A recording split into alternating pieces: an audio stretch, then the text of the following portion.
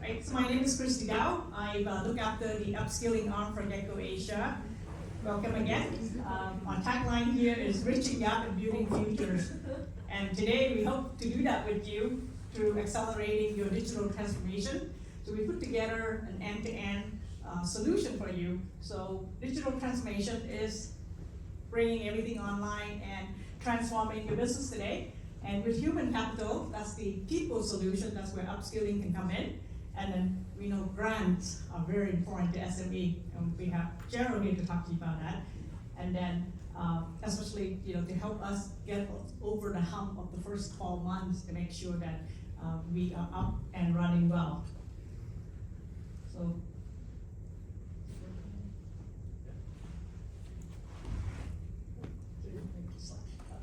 So I'd like to thank you, our sponsors today, my Managing Director, Rahul, for helping us organize this event, and then Gerald from Real Inbound Consulting, who will work on grants with you guys.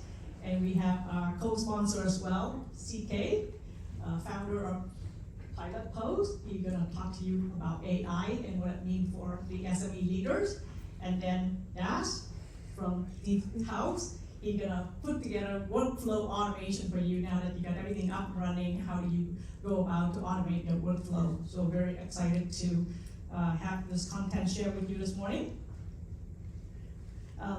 The event is slightly packed, but we do have a few minute breaks before Rahul gonna take you on the panel discussion, because we believe it's very important to move concept to the implementation piece and sharing with you more case study. And as this junction, we will open up for Q&A. So Benny will flash the QR code for you to ask us any question that you might have heard through the content. So we hope you can wait until this time to ask some more questions. But if you have burning questions during the presentation, please bring that up as well. And then before the events conclude, TP will have a QR code for you to give us feedback. And those who give us feedback, we will be emailing you the content of today's presentation, so there's no need to take pictures. You can focus on the contents and the speakers, and we invite you to stay for lunch from 12 to 1 and talk to us more in detail about any question that you may have. So with that, I would like to invite Rahul up to share with us the first section. Thank you so much, Cristie. Yeah, it's audible? Yeah. So my name is Rahul Paul. I manage the operations in Gecko Asia. We are a consulting company, and what I want to share with you today is some interesting work that we have been doing for the last 2 years, which has helped us to grow as a company, but at the same time, we've been able to create value for some of the companies and as well as some social impact to the candidates. And that's why we say building gaps and what was the tagline? Bridging gaps and building futures, right? So bridging gaps for our new employees and building futures for the companies that we work with. Yeah. On that note, somebody told me I look slimmer from the photo that we have. That's a great thing to know. Yeah, it's a little bit older picture there. But yes, so we had a very similar event like today, yeah, about 3 or 4 months back, and we asked everybody a question like, what's the biggest tech, or what's the biggest thing that you are most excited about, yeah?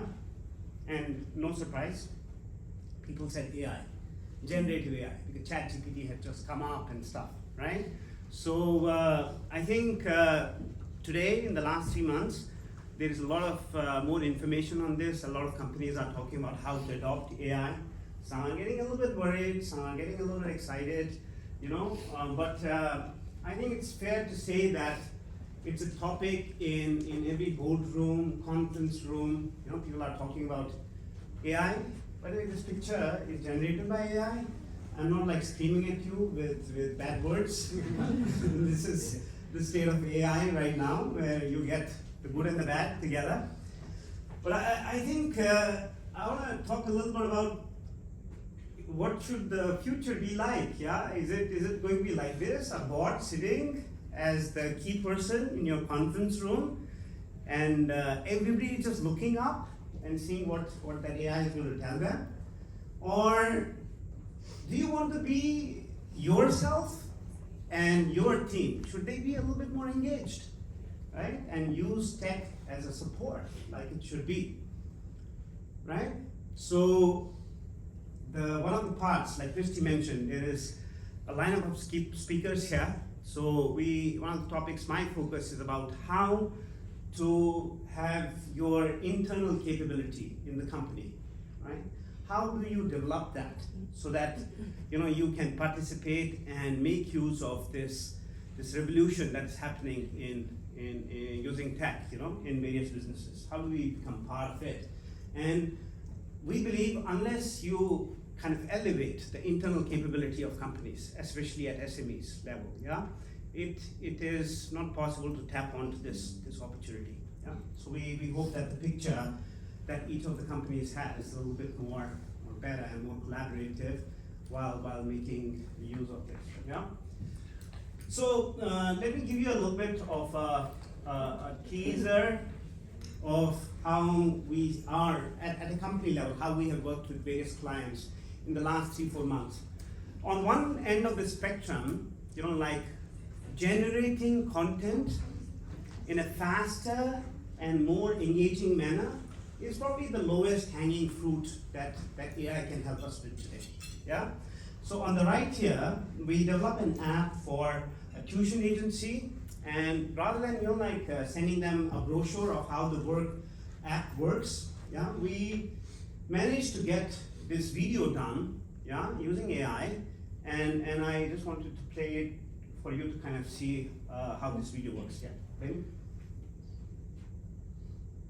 Hey there, it's Rudy here. Now, I've heard you're running a tuition agency across multiple locations. Quite the challenge, huh? Imagine juggling multiple balls in the air at once. That's what you're doing. I've got just the IT solution for you, specifically designed to make managing a tuition agency a breeze.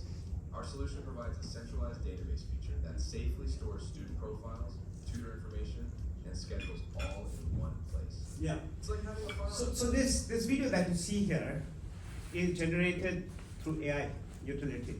So the script, the voiceover, the different parts of like what is mentioned here, the background and the avatar, it's a little bit cartoonish, is all created by AI, and normally it would take probably like a few weeks. Production costs, voiceover, it's expensive. A 1 minute video costs like $5,000, $10,000. So this can be done in a much faster and a more cost-effective manner. This is one example. Now let me show you another example of a corporate video, but presented through a human avatar. Where your journey to optimal recovery begins. We understand that when it comes to orthopedic care, you want the best. That's why our team of accomplished specialists is here to provide you with the highest quality treatment and personalized care. Hello, I'm Dr. Jonathan Thompson, an orthopedic specialist here at Orthopedic Excellence. Our mission is to help you regain your mobility.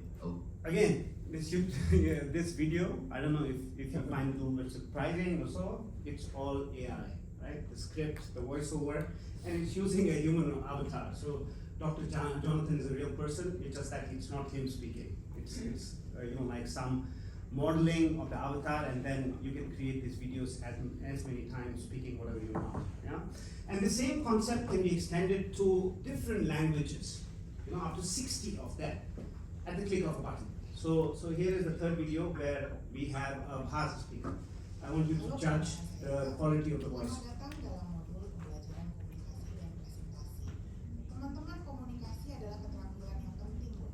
Keterampilan berkomunikasi yang baik akan membuka pintu kesuksesan dalam berbagai aspek kehidupan. So this is one side of the spectrum where content generation is probably the lowest hanging fruit from AI, and this can be done in a very easy manner, and this is one of the solutions that what our teams have worked on to develop. And on the other side of the spectrum is a little bit more detailed and with some complexity. So I know a lot of SMEs probably are still trying to see how dashboards can be created, like how to create smart, we spoke about reporting and analysis, But now with AI, you are able to create what we call control towers, which is a flow of a process, and then the utility can connect to structured and unstructured data and provide you with alerts at different stages. Like this is a production procurement control tower for a company, and some of this information at the back could be in Excels, could be in emails, could be in databases, but all of that is kind of like picked up, and you as the person that is running this is able to get alerts in different color codes and stuff. Yeah. So the next one. So at the same time, like now you don't have to look for predefined reports. What the status of the systems is that you can ask your private data on like questions around why did my revenue change over this quarter from last year, or on a quarter-to-quarter basis, much like what you are using ChatGPT, I'm sure, right? So you can get detailed reports which are generated on custom basis based on your queries, right? My colleague CK will touch on this topic in a while about how to use generative AI and stuff. So all of this is something, it's already kind of like available, and SMEs in particular can leap forward, for what has been done in the last 5 to 10 years and come to this stage in a very quick manner. Yeah. So with this background, to see what's going on in the industry and how AI and other similar technologies are revolutionizing the businesses, I want to share a little bit about how we have worked with some companies on this, especially SMEs, in the last 6 months, very, very recent. Yeah. So a little introduction about ourselves. I want to focus my session largely on these case studies that we have worked with different companies, and a little bit about what does it take to, should you try to do it on your own, or should you try to seek some advice and expertise to help you do it in a more efficient manner. Yeah. So next, I said it at the start of the introduction that we are actually a consulting company, IT consulting company, and we focus on what we call the ABCD of solutions.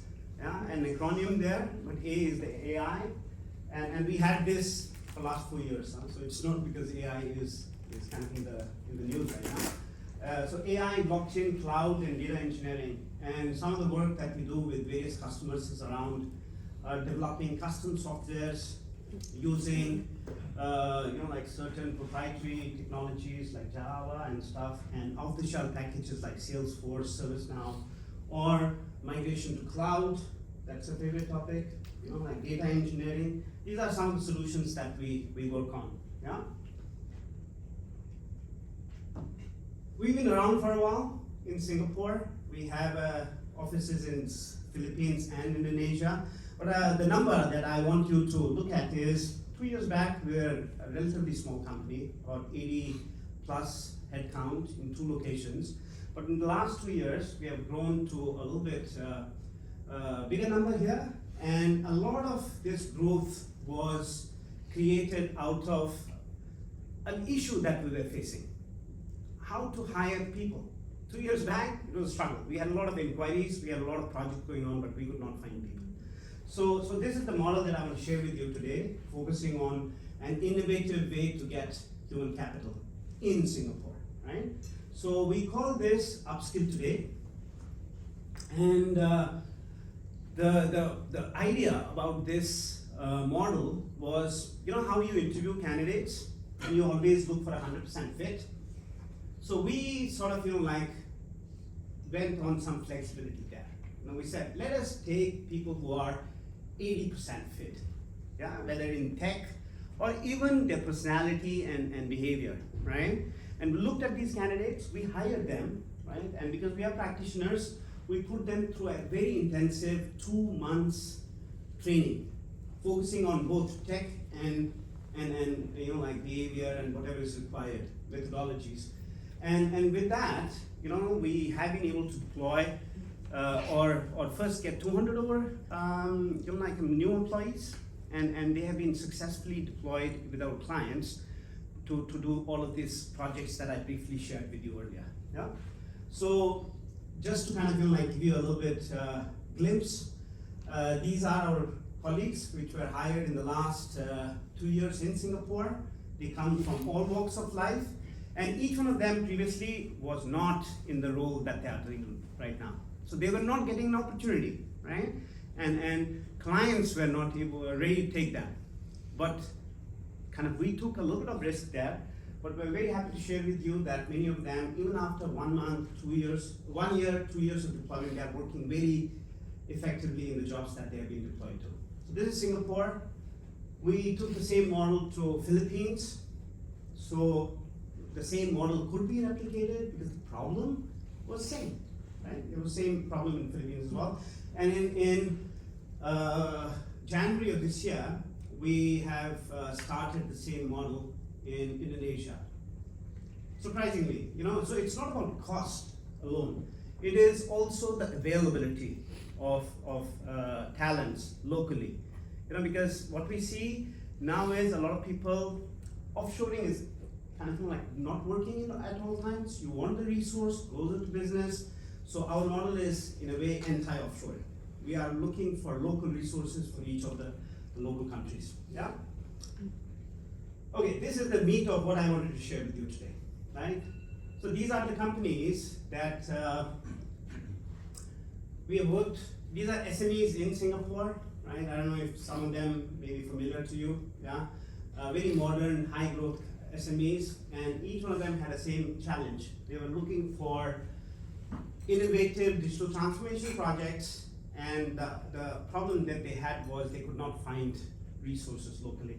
So I just wanted to give you a little bit flavor of the roles that we worked in the model that I just described, and we deployed, and I'm very happy to share that for a period of 3 to 6 months, all these resources are working on the projects, right? And they are getting the work done. And what sweetened the whole deal was, in Singapore, SMEs all look for some support. So there is some grant provided to support this as well for a period of 12 months. So that incentivizes the companies in a big way as well, right? So you get a solution to your need.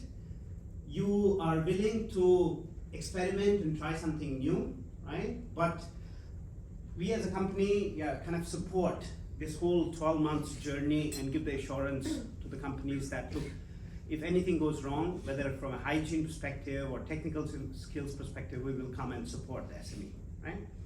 So let me share a little bit. I want to give you a little bit flavor of the work that was done by these consultants for each of these companies, to give you a little bit flavor of what is being done here. Yeah. So one of the companies, let me see, it's a 4PL logistics company who was trying to create a new digital platform, and the entire work was offshore. But the business team was in Singapore. You do offshoring, not very effective. The timeline was getting stretched and stuff. And the technology that they were looking for was Golang. It's a little bit very unique, niche, hard to find tech, right? So we had 3 Golang developers, and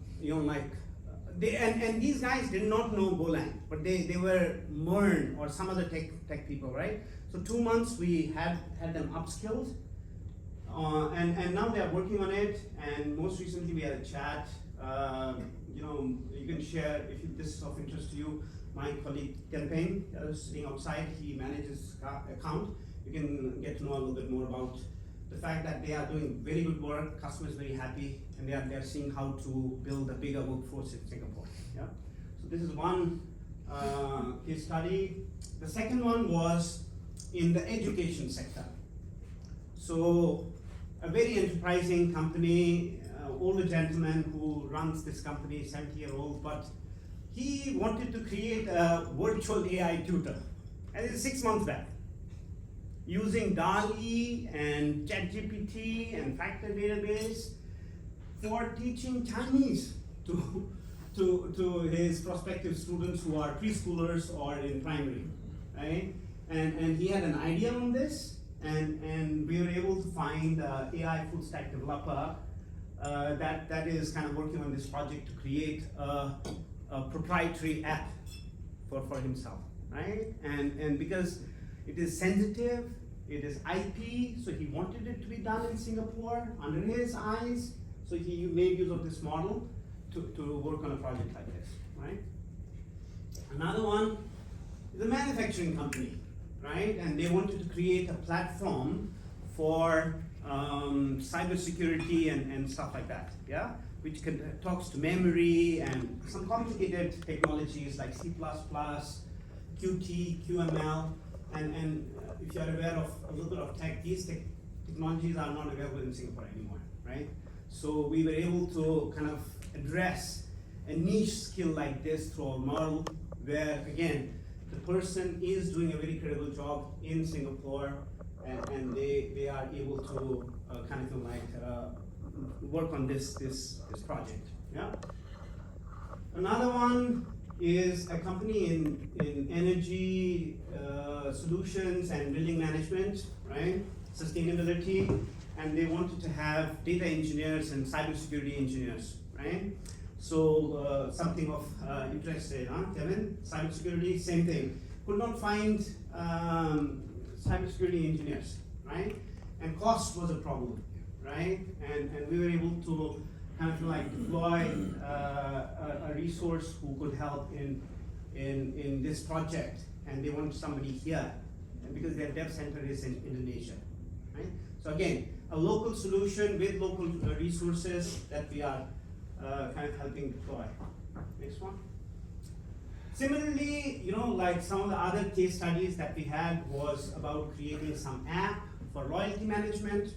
Again, locally here with local resources, because UI UX, you want to be closer to, it's not something that you can, you know, like outsource to a different location, because the local people, they know what is the consumer behavior and stuff, and you need somebody who is local here, yeah, okay?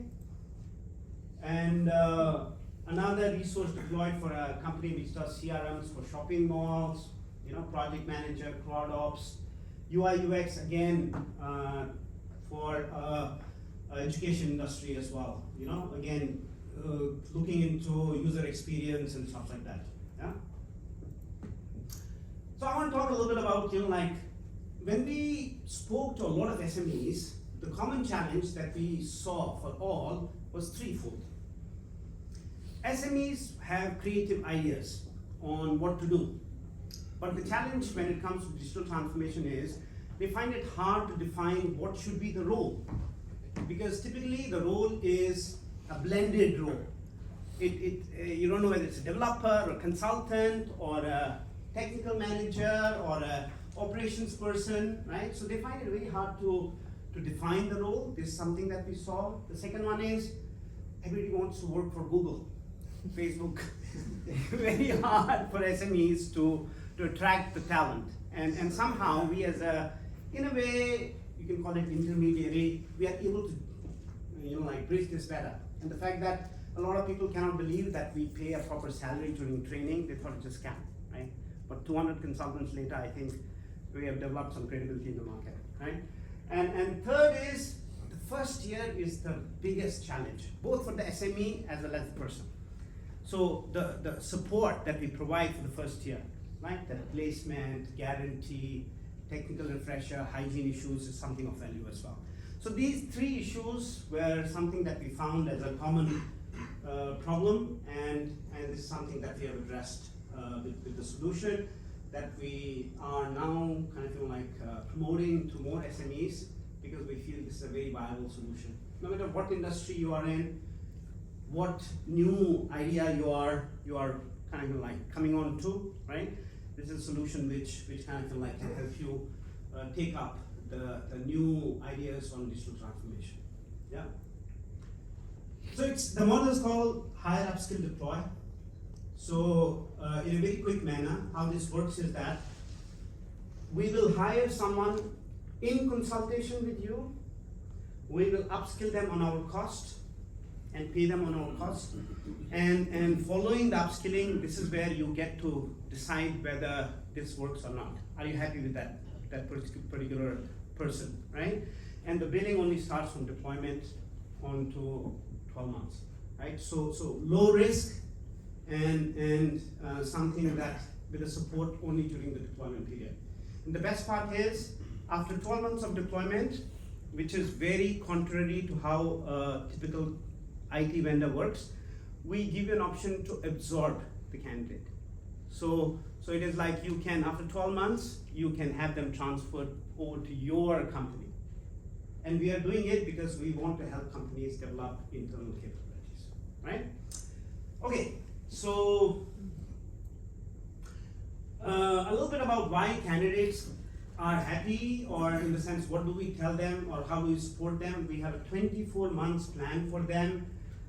We have a process in terms of how we hire, upskill, and deploy. So that's the guarantee we have for the candidates, and because we have economies of scale, we can manage this process a little bit better way, right? So this is our kind of like value proposition for the candidates, right? Next one.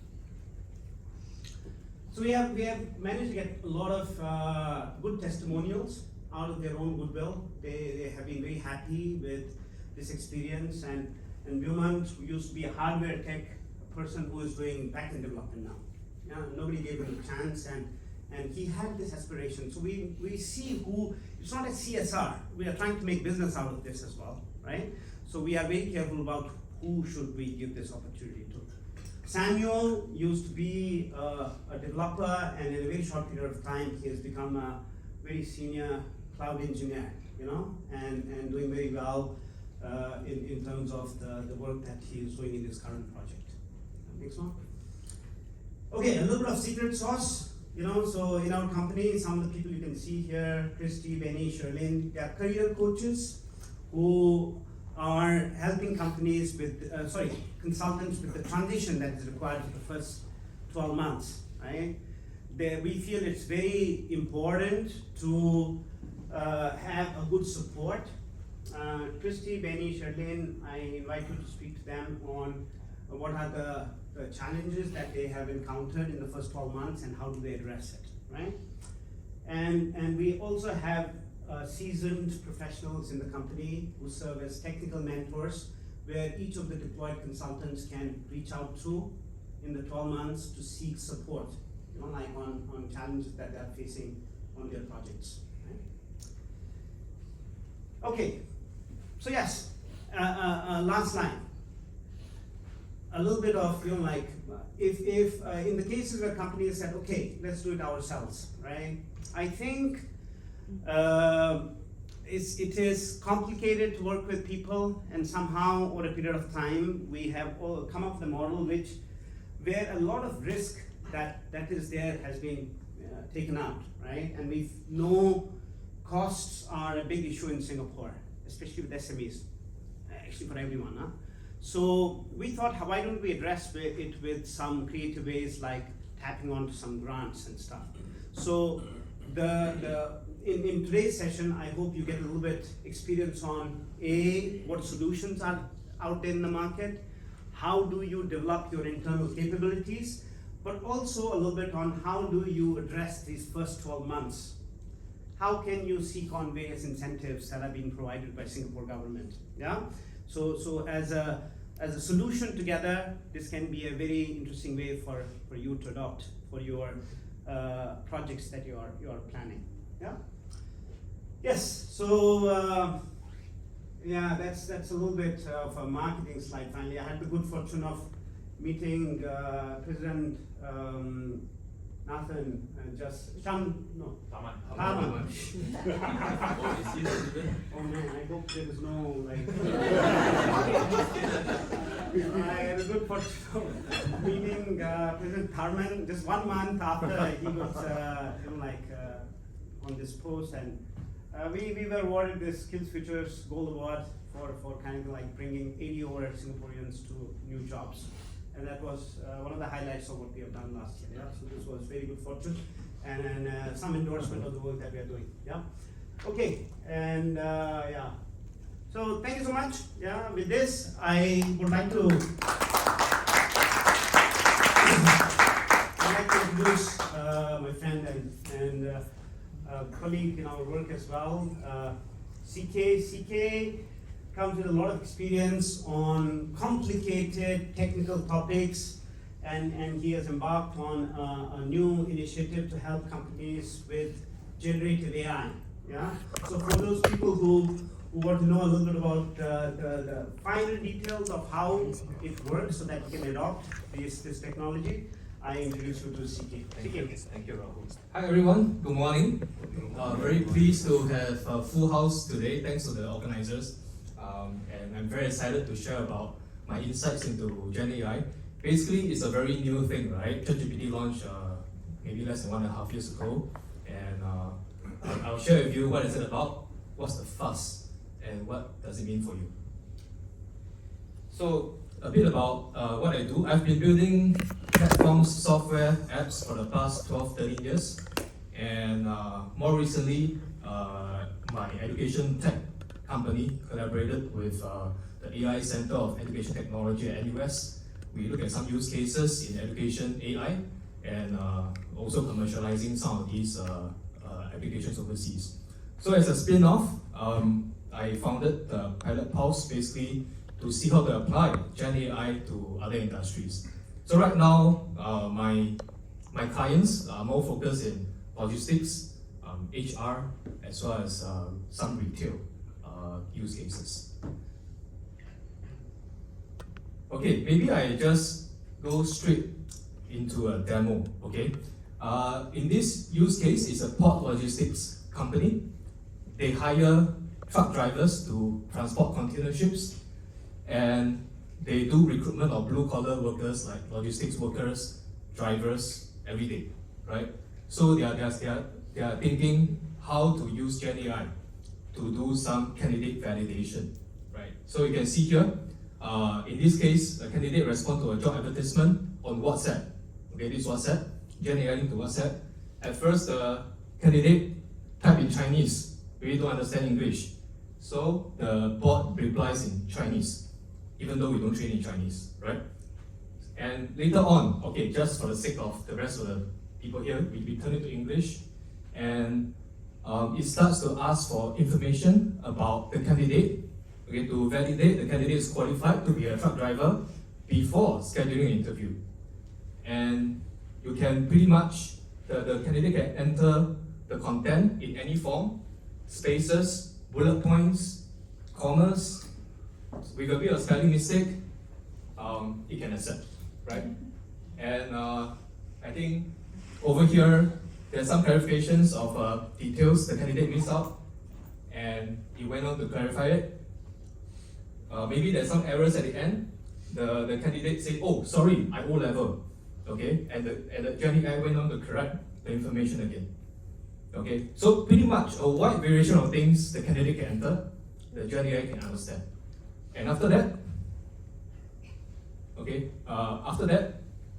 at this point, the human want to take over, right? There's a backend interface for the human to release the AI bot and talk to the candidate, can you meet next Tuesday? And then the human take over for the interviews.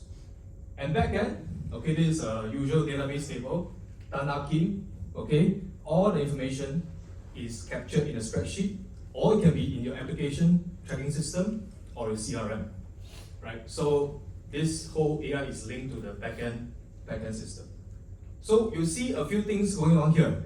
It's no longer personal staff using ChatGPT to do own job. It is linked to the system, it is linked to WhatsApp, and it automates the candidate validation part of the HR recruitment. So, okay, from this example, what can Gen AI do? Why the fuss? How is it different from traditional AI, right? First, it can generate text, image, audio, video. Rahul has already given some good examples of corporate videos. Second, it demonstrates understanding. It can answer comprehension questions, like a top student reading an English article. Okay. Third, I want to talk a bit more about synthesizing content. I thought it's important for you to know the skills before you imagine what this skill set can do for your businesses. Okay, just from the example just now, okay, from this first paragraph, it can distill a table for you because it understands the content, right? And another example, you produce a screenshot of the conversation, it distills the same table for you. So literally, it can understand various formats. So it opens up a new paradigm, you know. The traditional AI don't understand content like that. And Gen AI, because of the way the structure of its training is based on the structure of a human brain, with enough computation power and enough human feedback given to the training over the last few years, it has achieved this capability. Okay, and then finally, it can give computer instructions. It can generate SQL query to query your database, extract information for you. So this is a new paradigm. And if you put ChatGPT proficiency into many standardized tests around the world, it's scoring A's, man. A stars, A's, very high percentile across a wide range of skills, right? So effectively, if you know how to use Gen AI, you have intelligence of a university student in your company. And this student will never leave you. Okay? And this student will get smarter and smarter as you train it. Okay? So it is an exciting time if you know how to use it. I disagree with you. If the student becomes smarter, then they become like those earlier. Like those earlier. Like the ones so earlier before. I mean, I know you take the underdog, you upskill them. But once they're upskilled, they become like the old dogs. Okay, so we have, I think, quite advanced dogs competing against each other in the future. Okay, so let me just continue. So it's real. People are spending this amount of money on Gen AI right now. So the annualized revenue of ChatGPT, I think, is about 2 billion. Okay, in a short matter of time. People don't pay, okay, for a technology if they find it not useful, right? So in Singapore, we are trying to take the lead, all right? Why? Because I think unlike crypto lah, the government is taking very active step in AI. Trailblazer, Josephine Teo, July 2023. A generative AI evaluation sandbox, a world-leading initiative to evaluate Gen AI apps to make sure it's robust. DPM Heng. DPM now PM Lawrence Wong, National AI Strategy 2.0. And January, AI Trailblazer 2.0 announced, okay, from the first Trailblazer, 46 MVPs by companies, SMEs are built already. Okay, so serious things are going on in the industry, right? Maybe I share with you some other use cases and outcomes. Okay, I work with some property agents to develop this basically a WhatsApp chat to handle co-living spaces rental cases. In co-living, responding fast is very important. If you respond 1 hour later, you lose the deal. Okay, it's not about volume, it's about being available, right? So these are some questions that a property agent typically want to answer, and the chatbot can answer for you. And by the time the guy want to view the flat or view the space, the human take over. So for every deal converted, maybe more than $500 commission. How much you spend on it per month? It'll be a couple $100. Okay. Next one, industrial grade camera and part supplier company. Okay. A few hundred SKUs, different cameras and parts, right? AI learns the whole knowledge base, the technical specs of all the parts, connects to the inventory system that checks whether inventory is available, get the latest pricing, okay, and then help to answer pre-sales questions on WhatsApp and email, right? Usually, the company employs sales engineers. These are fully trained engineers to answer these technical questions. But because of Gen AI plus some human supervision, you can save more than 60%. of the technical engineer's salary. Okay. Another use case, I'll just play it. Okay, the front end is basically Gmail. In this case, someone is trying to send to a furniture company, hey, what's the cost of some furniture, right? Okay, it's not very polished because it's all Gmail front end. So this is the sender, this is the receiver. Okay, the company gets this, AI on the back end generates the quotation. Okay, so you can send the request in any format. You can put your paragraph, put table, and the AI can understand and generate back the quotation. You just need to check and click send back. Okay, this is a very common request for quotation kind of flow. Okay, and in many industries, this is the flow in the request for quotation. First, validate with clients whether the information required is there. Second, get quotes on suppliers if you need suppliers to support you to fulfill the quotation. And third, generate the quote for the client. Okay, these are the various colored boxes. And you can have 3 AI agents handling each part. And what are the outcomes, right? So, email exchanges, first part, 15 minutes per RFQ. I mean, I'm talking about one company that we look into. 30 minutes per RFQ, getting quotes from suppliers. 15 minutes generating quotation. 30 minutes data entry from an email into the company's CRM system. And in the end, with AI agent, you can, with human supervision, 15 minutes for the human to settle the RFQ, 6 times load that can be carried by one staff, right? Because you are fast, more professional, every deal is at least $5,000 for this company. Okay, you get one, it justifies the cost of AI. And what are the intangibles? Staff can innovate and value add instead of doing repetitive work. More staff retention, people feel happier. And you can recruit talents because the work is not so mundane, right? And the AI, after knowing the process, can help to train new staff. Lessen the supervisor's work in training the staff, right? So, I just want to mention, taking on this Gen AI journey is a continuous journey once you get started, because every department, if you look into it, with the intelligence of a university student that can synthesize, understand, summarize, and perform actions, every department you can think about how to implement Gen AI. And you, okay, so Rahul showed I think a board table with one board sitting at the end, right? Okay, I would like to think as one table with AI agent representing every department, but with a human beside, right?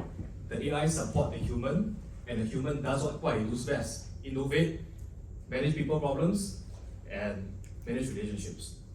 So I would say that for you, the main thing is, what is the first high impact problem in your company that you want to solve? Pick it, maybe work with an expert, go through an education session with your key people in your team, excite them about it. Pick a low-hanging fruit where when it's successful, everyone gets encouraged and wants to move on to the next one. And as you do more of these, you don't only increase your productivity, you end up shaping your business to be a differentiating business in the industry as well. So, you want to play offense or defense? I think if you get into this early, you have a good chance of playing offense in your industry. If you get into it late, you might be playing defense. If you get into it even later, you might be out of the game. Okay, it depends on your industry, right? Yeah. So I think we can discuss more. So I want to end with a couple of quotes by Bill Gates. Alright, I think he summarizes it quite well. Gen AI makes our lives easier, more productive, and more creative. Okay, and the vision is, whether you go to the office or not, in future there will be a very powerful personal assistant, okay, helping you and businesses. So I'm happy to chat about it more over lunch, networking sessions later. One thing I didn't touch so much on is the downsides of Gen AI, because I only have 15 minutes, and I think it's my job to introduce you first, and then we can talk about implementation. Okay, thank you everyone.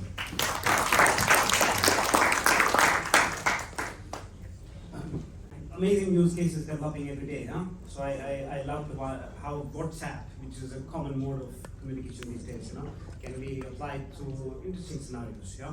And I would like to now kind of bring you to the next section, which is a little bit about money. How do you save money?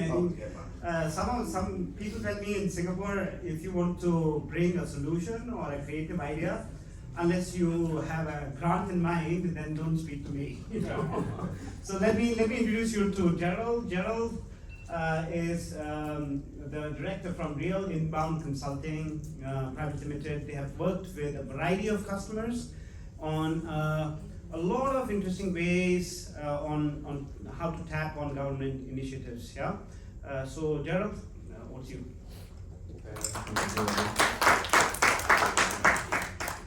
Okay, good morning everyone. Very happy to see you all the faces on Friday morning. The weekend is near. So let me dive straight into the topic of high interest, which I think is grants. So far we have talked about solutions, Gen AI, innovative HR solutions, and the next question in mind is how can we tap on government funding to fund the adoption and implementation of these solutions successfully. Okay, so before I dive into it, just a quick introduction about myself. So I'm Gerald. I'm the founder of RIC. I came from the B2B tech world, having worked in fintech companies, shipping tech companies, and I founded RIC close to 10 years ago. RIC today is a management consultancy firm. Our specialization is in grant consulting. We also do other forms of management consulting, but the key specialization here is grant consulting. And what we do here is that we help companies to secure grant financing for a few key areas, including R&D, development of new tech, automation, especially with the adoption of Gen AI, hiring, as well as expansion, overseas expansion grants. Okay. Today we are a team of 11 of us. Actually, we just added one just recently. So spread across Singapore, Hong Kong, and Philippines. We have expertise in securing grants in Singapore and Hong Kong. And we are also certified management consultants recognized by Enterprise Singapore.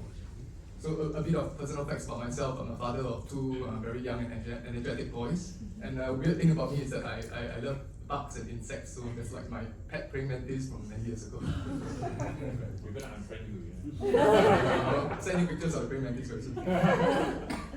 Okay, so before, again, last slide before I go into the meat of grants, right? So just setting some context here. When we talk about digitization, right, what comes to mind? Number one would be adopting new technology to improve operational productivity.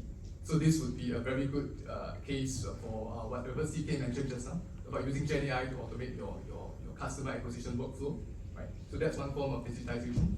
Second form is to innovate, which is especially for companies looking to come up with a new tech product to disrupt yourselves, right? And then come up with a new tech product and commercialize it for new streams of revenue. I think that's the second form of digitization that's at the back of SME owners' minds. Third type is, of course, after having done your new technology, you might want to think about scaling it globally, because digitization is all about coming up with a scalable business model, right? So scaling your product is also, to me, part of digitization, right? And lastly, engaging consultants, because a lot of times you need to bring in external expertise to make sure you know where your gaps are, and to bring in thoughts that you wouldn't have otherwise gotten from your team when it comes to digitalization. So digitalization also means to me engaging competent consultants to help you digitalize. Right. So some quick Q&A. Can I know if anyone has stepped on any government grants before to execute any of the above initiatives? Only Gecko. Okay. So that's actually something very encouraging to me. It means that whatever I share could be of some value to you. Okay. Second question: how many are looking to do this, to execute such initiatives soon? I believe there are many more hands that stay hidden, but maybe after this you would be more inclined towards a yes. Okay, so the thing is that there are grants available in Singapore that can help to actualize all the initiatives I mentioned, including adoption of new technology like Gen AI, automation systems, as well as HR, innovative HR solutions. Okay, so from here on, every slide is so wordy. Okay, but I will try not to bore you too much. I'll just go through the key information. The fact is that I'm giving a lot of info about grants, so there has to be some words to some extent. Let me talk about the first grant, which is called EDG Product Development. Okay, EDG stands for Enterprise Development Grant. Okay, so this grant will be especially useful for Singaporean companies which are looking to develop your own technology product. Right? And the key here is that you need to develop a product to sell. Okay? So what the government would fund is actually the costs relating to developing and commercializing this product. Okay, let me bring your attention to the first point, which is the eligibility. So companies need to have at least 30% local shareholding in order to tap on this grant. It can't be the first product of the company, which means it doesn't typically fund startups. Right? It needs to be something innovative in the industry, and it needs to be eventually commercialized to give you revenue streams. By the way, how do I use the laser? Top. Press the top. Okay. This one's it. You need a techie here. Yeah. Okay, thanks. Okay, so the funding level, it's up to 50% support of development costs. There's no quantum cap to this grant, and how much you get really depends on the size of the company, the potential of your tech that's being developed, and a few more factors. Okay, interesting fact is that the supportable cost includes the salaries of your tech development staff in-house, but it can also fund outsourced development work. It can fund prototype manufacturing if your R&D involves hardware technology. It can fund hardware, software design work, testing and certification work to make sure your product is ready for the market, as well as third-party tools for development. For example, your computer-aided design tools. Right? And in terms of this grant, the process and timeline is like this. Right? So first you prepare your application, and then you submit. And the evaluation period is usually between 1 to 3 months for you to get an outcome. And within this period, there will be Q&A, several rounds of Q&As with the grant agency. And then after that, you get the offer letter, and with that, you execute the R&D effort. Okay, one thing to point out here is that I noticed quite a lot of misconceptions in this point. Like a lot of clients, they ask me, can we only execute after getting the offer letter? Okay, the answer is no. Right? For most grants, you can actually execute once you apply. But when you do that, you're actually executing without a firm offer letter in hand. So it may be a bit risky if you're kind of like heavily dependent on the grant to execute your project. Right? But the truth is that you can start if you are in a great need to start. Right? Okay, then after execution, which means after your R&D is done, you will need to prepare and submit for claims, and there will be a few rounds of claim evaluation by the auditor as well as by the grant agency's officers. And finally, your claims, if everything goes well, your claims will be approved and reimbursed to your bank account. Right? The reimbursement process usually takes around 1 to 2 months. Okay, and what's required for claims? Right? So this part is important because getting the offer letter is just one thing. The next thing is whether can you successfully claim back all these reimbursements. Right? Okay, so the claims requirement for this kind of case is you need to show a demo of the product that you have developed to the grant officers. Right? You need to also show deliverables relevant to the cost items. For example, if you're saying you're going for testing and certification, right? Then you need to show the actual testing cert to say that if you're going for testing, your product has passed the testing. Right? And testing is not confined to just hardware testing. It can also mean penetration testing for software type of products. Right? And then of course you need evidence of expenses paid to all your vendors. So if you are claiming salary costs, you need to show evidence of CPF statements paid to your staff. If you are going for outsourced development, you need to show your bank statement showing that you have paid your outsourced vendor. Okay, then I'll just go through a couple of success cases before I move on to the next grant. Right, so for this particular grant, right, we have secured this grant for a company which is an offshore engineering firm of over 30 years. So what they were trying to do, right, they were actually involved in developing the prototype of a modular substation as part of Singapore's largest offshore solar farm. Right, so they were developing the substation tech that kind of links the energy generated from sea back to the land grid. Right, and with this, it's not Asia's first project. And for that, we secured a grant of about 300K, more than 300K. at 50 to 70% support of various cost categories, including salaries of their in-house engineers to develop this technology, as well as third-party software, especially for remote monitoring of the installation in the sea. And of course, services like marine survey, seabed mooring installations, and other types of services that's necessary to result in the successful implementation of this technology. All right. So you can see it's quite a heavy engineering kind of project. And success case 2 was a leading full digital telco firm. So they were trying to develop a first of its kind tech platform that would actually enable any telco operator looking to launch a new telco service into a new country. This platform can enable them to launch this service within a matter of days. Before this, it was like you need a few months to actually launch a full telco service in a new country. But this platform enables it to be done in days. They got they got quite a high grant of over 7 million Sing dollars, and it was around 60% support of new tech staff that they were hiring for this development. Right. So as you can see, this kind of project, the support can range quite widely. Is there a reason why you specify new tech staff? Yeah, good question. So the grant agencies, right, they favor funding new hires because there's a KPI to increase local jobs, right? So that's why the word new is quite important. But that said, it doesn't mean that existing accounts are excluded from funding. They may consider funding a few key existing accounts for the R&D. But one thing to note is all must be local staff. Oh, yeah, you just answered. I just answered. That's the Okay, question I was going to ask. There are exceptions to this. We have seen some clients where they actually got funding for EP, Employment Pass, for overseas staff, provided they are of critical R&D roles and they are based here working in Singapore. So there's still a chance of funding EP. But in general, it's more in favor of funding local staff, local vendors, local work. Yeah. Right. Okay, I'll go on to the next grant. Okay, so change gears. Just now was external. Can I just ask maybe from the formal, if it's an offshore outsource, is it because you have outsourced development? Yeah. The outsourced development has to be local or can it be offshore?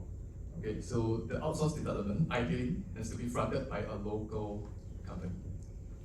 Yeah, but I get this question a lot as well because it makes more sense in terms of cost, right? To kind of have an outsourced company to do the development. Yeah. But if you have a local front, then it really adds up to the cost. It does. It does. Then does that really make sense? Exactly. We got to ask the grant agency.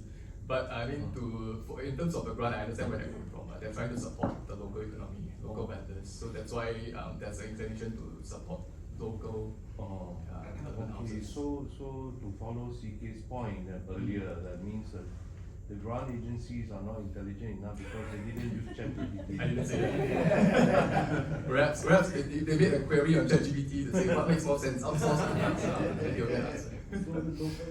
Yeah, but where it stands today, it's based on our experience. It's they are a lot more keen to fund the vendors. Understand. Don't quote me, but there are creative ways to do this. Yeah. I mean, your local vendor, they could always outsource, right? Yeah. Anyways, we can have it offline, right? Okay. Okay. Any more pressing questions on this grant? Sorry, one question. Yeah. The eligibility, the 30% local, is it at ultimate beneficiary owner level? Good question. Yeah, it's an ultimate individual beneficiary owner. They must be Singaporean citizen or PR. So if the company has very complex shareholding structure, right, they will need to trace up all the way to the indirect shareholders. Right? And the key thing here is VC firms and investment holding companies. Their shareholdings are not included in the calculations. VC firms and VC firms and investment holding companies. Yes. Right? If they are the shareholders of this company you're evaluating, yes. Their shareholdings will not be considered in the calculation of 30%. Oh.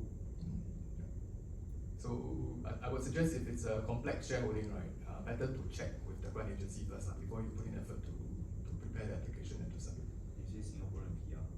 Right. Citizens and PR. Citizens and PR. Yeah. EP no. Right.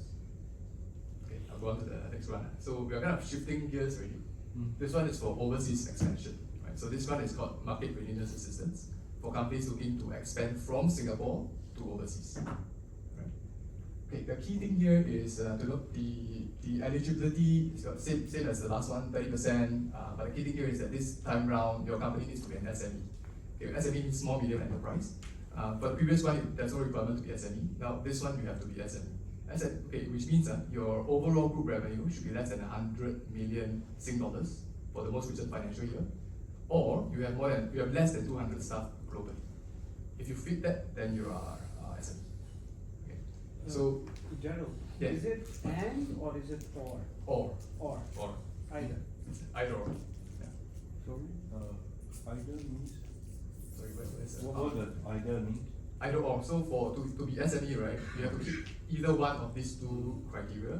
First criteria, your annual group revenue less than 100 million, or global headcount less than 200 staff. Oh. Okay. So if you satisfy that, then you still have to worry about the third criteria, which is actually not hard to hit, right? So you shouldn't have earned more than 100k Sing dollars of sales from the new market that you are trying to expand into for any of the past 3 years. The specific one you are targeting? Yes, the specific one. But if you have gone other markets, that doesn't It's count. fine. Yeah, they don't look at overall global sales. They just look at the specific market. As long as you declare that you haven't hit 100k of sales for any of the past 3 years, you can go for this. Right. Okay. So the good thing about this grant is it funds up to 50% of the relevant expansion costs. There's a 100k grant cap per new country, and the keyword here is per new country. You can actually replicate this over many countries if it makes sense for your business. Okay. And this 100k is split into 3 categories, right? Which will then I'll jump into the suboptimal costs. Right? So these 3 categories is market promotion, market setup, and business development. Okay, so what's promotion? Promotion means like having an exhibition booth in an overseas trade show to promote your services. It can also include engaging overseas PR agencies. Okay. Setup means incorporating an overseas legal entity, filing for intellectual property protection overseas, getting certain types of contracts drafted for you to kickstart your collaborations overseas, as well as some tax advisory, advising you how to structure your taxes so that you don't overpay in overseas jurisdictions. Right. Lastly, BD. Okay, this one is the most popular one that a lot of companies are tapping on. You can use this one to hire overseas business development staff. Right. And when I say overseas, it means the staff must be based physically in the new market. This staff can be Singaporean or a foreigner. Right. If it's Singaporean, posted over, support level is at 50%. Yeah. If it's a foreigner, based there, it's at 30%. Oh. And the salary can be supported for up to 12 months. Right? Okay, so in terms of process and timeline, it's pretty similar to the previous one, just that the timelines are significantly shorter because this is supposed to be a simpler grant to get. Right? So in terms of evaluation, it's usually 1 to 2 months as opposed to 1 to 3 months. And then execution will kind of depend on the scope that you're going for. Right? If you're just going for company incorporation, usually within 3 months you can get it done. But if you're going for BD, right, then it's best you wait out for 12 months and let the BD do his or her job to get you the leads. And then, then in this case, you scope out your project as 12 months. Okay, and one key thing to note is the grants, this grant, right, is fully reimbursed basis, which means you need to spend the amount first. And then only at the end, you can claim back the 50%. Right? After 12 months. Depends on how long you scope your project. 12 months is for the ideal case of the BD stuff, right? But if your project is just simply attending a trade show, right, it should be done within 1 month. Right? So after the trade show ends, you can start to submit claims. And usually, what's the period they process and you get reimbursed? Yeah. So typically, this one within 1 to 2 months, you should be able to get the reimbursement, right? But so the process is you apply first, you get the offer letter, you execute, and then you have to submit for claims. After submission of claims, then it takes about 1 month to get the reimbursement. Really? Yeah. That's fast. Yeah. So I'm speaking from the perspective of us helping our clients. So I think one value add that we add to the picture is that we as the grant consultants, we know how to prepare how to help them to advise them to prepare the documents. So usually the process is a lot shorter. But I have heard of other cases where it drags on and on because the companies are not able to give what the grant auditors want. Then there's some confusion, miscommunication, and it kind of drags. Yeah. Okay. So the important thing here is the claims requirement. So basically, since you're at the topic of claims, right, what do you need for claims? First, you need to show that you hit certain business development KPIs in the new market, depending on which section you choose, right? So if you choose exhibition, then you have to show that you attended the exhibition, right? And then for the claims requirement, you need deliverables that are relevant to all cost items, like your invoices, expenses, and all these things. And yeah, essentially it's basically just BD KPIs and expenses KPI. Okay, I'm left with 1 minute, right? Yeah. Okay, I'll go on quite fast. Okay, so in terms of success cases, it's really just a rec tech firm, right? So they were basically expanding to UK, they got this grant for UK trade show, setting up a UK entity, right? And success case 2 was actually a clinical research firm, right? They got the grant to support salaries of Filipino PD staff. Right, I've got 2 more grants to show. This is the second last one. Okay, so EDG automation, I'll move quite fast from here. So basically this is a grant to help companies to adopt digital solutions that are customized in nature. Okay, keyword here is customized. Right, if you're planning to adopt something off the shelf, then you might have to look at another grant called PSG, Productivity Solutions Grant. Right. This one is only to fund customized solutions. The support level is at 50%, again, no cap. Eligibility here is that it needs to be something customized and there must be very clear quantifiable outcomes as a result of the solution, implementation of the solution. Right. So key thing here is it needs to improve your internal processes and productivity. So one good example would actually be Gen AI based automation solutions. Okay, supportable cost includes software and integration work, right? Includes any automation equipment that's integrated as part of a high-tech production line. So this will be relevant for companies in manufacturing and production. It includes training on the software or automation solution, and it includes also salary of an internal project manager to manage the successful implementation. So I'll just jump straight to the case studies, right? So there were cases where we helped a meat distributor in Singapore of over 50 years. They implemented a system to automate the meat processing lines across 3 levels of their factory. So the grant they got was close to 1 million Sing at 50% support, which means the actual cost is actually around 2M. And what they got funded for are equipment and conveyor systems that automates the whole line, including some deboning automation equipment to debone the meat, for example, right? And essentially they were funded the full cost of the system integrators fees, because for this project, because it's quite complex, it requires a system integrator to design a solution and to provide the relevant software and hardware.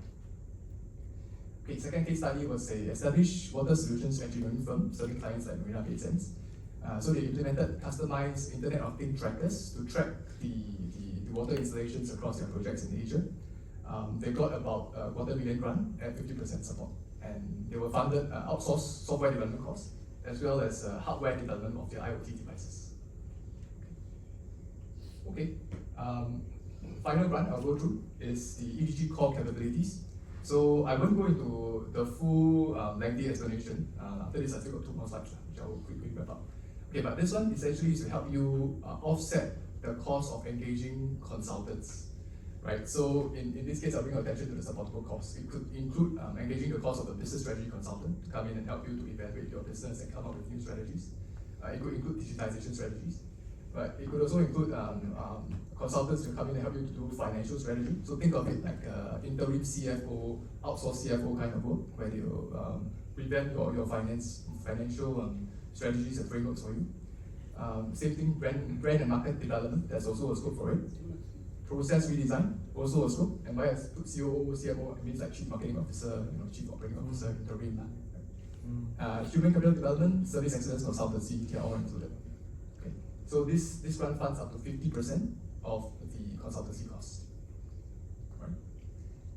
Okay, next one. Okay, I'll just skip this. Hiring grants, I think this one I'll talk about it. Maybe after this, if we have time, we can catch up with you.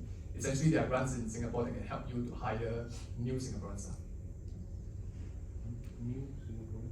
Yeah, new Singaporean staff. Yeah. Okay. You can go through this. Again? No, hold up. Okay, I'll just take a minute. 30 seconds. Alright, so the hiring grants, right, in Singapore, they can help offset the cost of any newly hired Singaporean staff. And the salary support can be 70 or 90%, depending on the age of the staff that you hire. The grant is called Career Conversion Program. Right? So There are more grants than just CCP lah. There are a few others like SG, like mid-career pathways, etc. But for this, I'll focus on just CCP. Okay, so the thing is that 70 to 90%, and then 70% is for below 40-year-old, 90% is for above 40-year-old.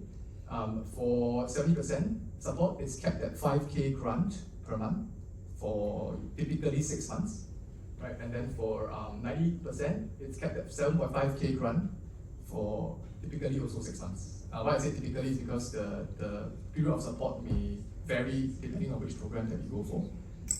The key thing here is there needs to be career conversion, right? So meaning the staff that joins you needs to have converted in terms of their job scope or position or what they're doing, right, from their previous role to their new role. Okay. Alright, so I'm coming to the end. So there are other grants that you can explore, including certain very niche grants by Monetary Authority of Singapore. Singapore Tourism Board has grants also for projects that can bring overseas the tourism footfall to Singapore. You have grants by, you got a suite of hiring grants, as for the third point. There's also a grant by NTUC called Company Transformation Grant that enables you to fund equipment and solutions regarding digital transformation. A whole list of others, right, but I won't go through, but the idea here is just to show you that Singapore is a place with very good grant support. Okay, second last slide, right? So I'm just going to dive into some tips for application success, because I think after hearing about all this about grants, you may be thinking, how do I be successful in applying? Right, so the first tip here is that do up your project costing very strategically. Try not to include any costs that are unqualifiable for support. Because if you do include, and then the officer kind of has to take it out of the cost that they are supporting, but at the same time, you may be still obliged to spend the same amount. So in this case, you're actually getting a lower effective grant support on the overall costing. Right? So be very careful when you cost your project and when you submit it to the grant agency. And also be very sure to make it reasonable. I mean, just make sure that your cost is also reasonable in terms of market price and what other vendors are charging versus your preferred vendor. Right? For outsourced type of costs, you need to get competing quotes to show that you have done due diligence. So it's related to my first point about reasonableness of cost. You need to also show the ability to fund your project fully, because the grant agencies, they'll always look out for your cash flow viability. Whether your company has enough cash to fund the project before you get the reimbursement from the grant agencies. This is something that they really look out for. So how they would assess this is either through your financials or through showing of corporate bank statements. Right? And then you need to also quantify your project benefits with figures. This is in the part where you're doing your proposal writing. You need to really have very clear frameworks as to how you quantify the benefits of this project. So for example, if it's an automation project, you need to show that this project will save X amount of time when you compare the old process versus the new process. Right? For different types of grants, there are different ways to quantify. Right? And this is something that a lot of companies, they don't really pay attention to, which is the business impact forecast. So notice that for some of you who have submitted grants, right, usually in the business grant portal, they'll ask you to forecast some figures in terms of like what kind of impact will this project bring to your revenues, your headcount, your salary, to the taxes that you pay, right? So this part is actually very important. In the back end, grant officers usually they will calculate the economic value add of this project, which is how much value add will it bring to the economy if they fund this amount. Right, so do pay attention in doing a proper business impact forecast. You've got to show realistic increments in your revenue, net profits, new jobs. The last point is that for large projects, right, before you spend time to do up all the proposals, which can be quite time consuming, do find a chance to socialize it with an officer first, to just give them just a brief, of your project and check with them, is it something that will be likely funded or not, right? Before you actually invest all the effort. So you may or may not have connections to Enterprise Singapore or whichever grant agency, but if you do leverage that connection to do some sense check first before you invest your time into doing up the application proposal. Right. So my last slide. Okay, so key message here: grants don't have to be burdensome. That's what RIC was set up to do in the first place. Right. So we serve as companies' dedicated grant department, in the sense that our value proposition is to companies to just leave everything grants related to us. We help them to advise and to handle all the work involved. We manage the full grant life cycle, all the way from applications to offer letter to claims, right? And we take the full ownership, right? So it's not just about just reviewing the documents and helping to submit. We actually come up with the proposals with them because we are certified management consultants, so we have consultancy framework to help to do up proper grant proposals that really sync up with whatever impact we're trying to achieve. And here, so just a whole range of what we do in terms of from start to end, including preparing proposals, analyzing the offer letter on certain key terms that they should take note of, so that they don't go out of alignment in terms of their execution, preparing final program reports, and helping them with the claims process. Okay, so our clients typically what they get is like timely approvals, optimal funding outcomes, smooth reimbursement process, and very ultimately a peace of mind when it comes to tapping on grants. Okay, and our fees typically it's on success basis only, so we try to make it as risk-free as possible to the clients. Right. So that's about it for grants. Sorry I have to rush through the last few slides, but actually there's a wealth of information to share. So if any of you have any questions after this, feel free to get in touch with me or the rest of my team. I'll be here during lunch.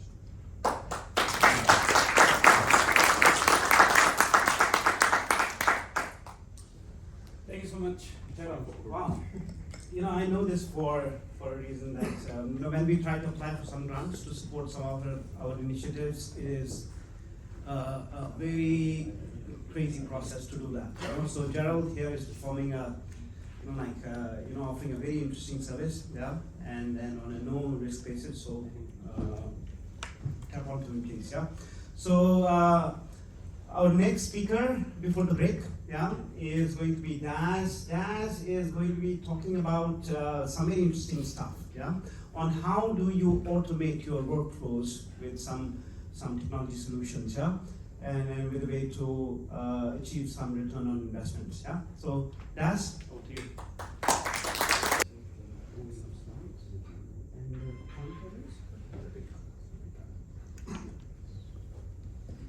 I'll try to keep this presentation as short as possible, but I think it's been almost an hour now. Do you guys want to just take 30 seconds to stretch for a bit? I'll speed things up as much as I can. Do you guys want to? Just take a quick stretch.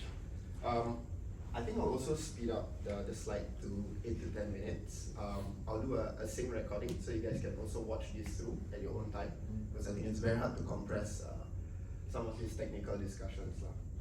But without further ado, I'll just quickly run through what is the house and the main agenda for today's convo. So I think today's focus is going to be very heavily focused on ROI, right? Achieving ROI, what does that mean? Automation of workflows as well as the tech stacks, right? Before I get started, just a show of hands. How many of you guys here are engineering leaders, product leaders, or growth leaders? I have one in my crowd. So I'm assuming everyone else is commercial leaders. Okay. I'll try not to go too technical into this. So the essence of it, DevOps is a system integrator, right? So we focus heavily on marketing technology stacks. So that would include platforms like your content management system, developing web applications, customer data platforms, and the list goes on, right? So some companies even want to set up data warehouses, build a lot of orchestration modules within it.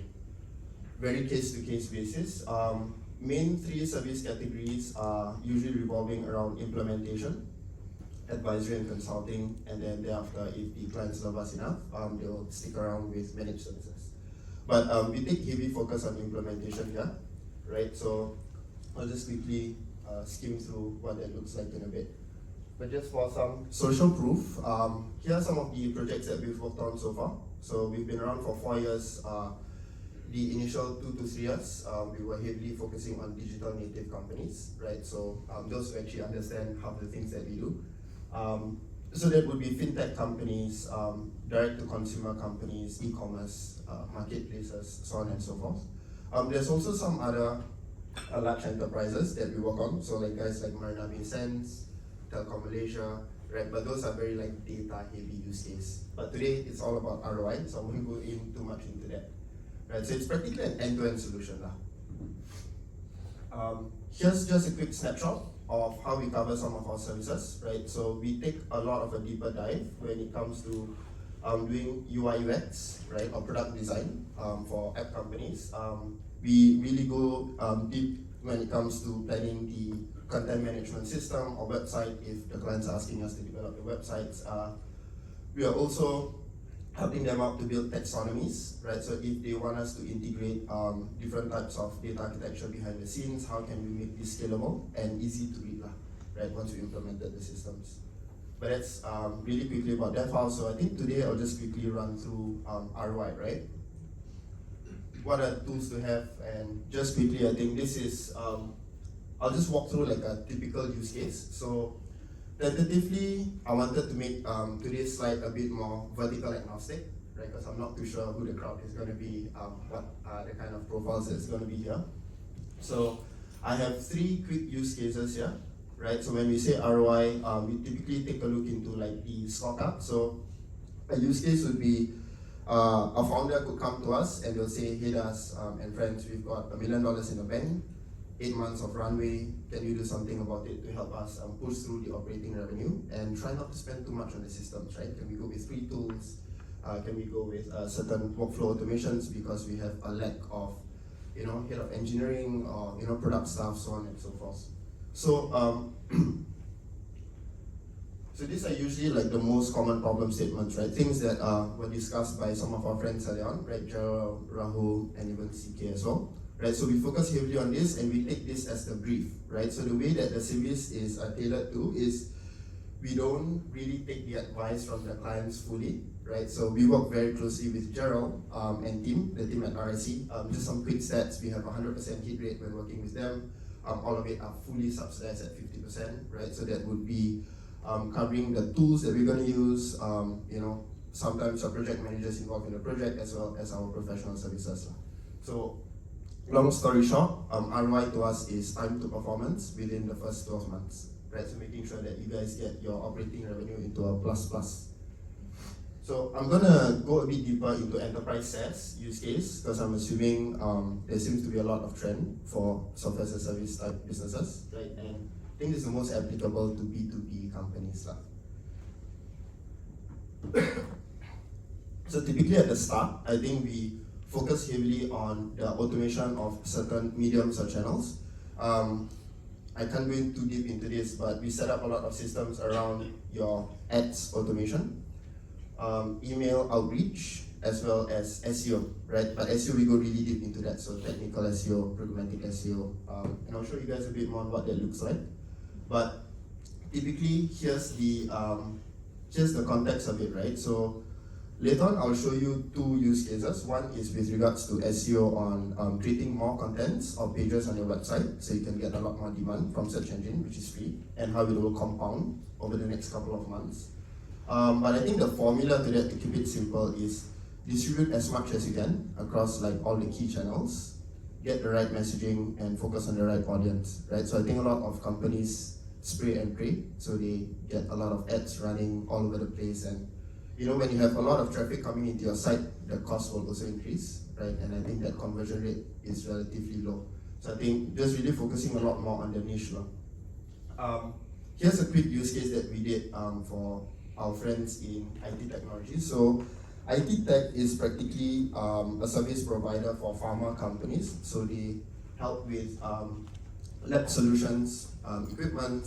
They also help some pharma companies to design their labs, right? So they work with a lot of chemists and a lot of pharma brands, right? So what we did there was we were actually working with Gerald on this project, right? So they didn't really have that big of a budget, right? So what they wanted is to kind of get a lot more traction around the region in Malaysia, in Singapore, right? And without a full suite marketing team, they wanted like a 6 months time to value, right? So build out a website, making sure that it's no code, cheap, like less than $200 a month type of tech stack, right? And what we did there was typically the SEO strategy here, without going too deep into the details, is we created a few content database, right? So each of it catering into certain keywords, as you would call it, right?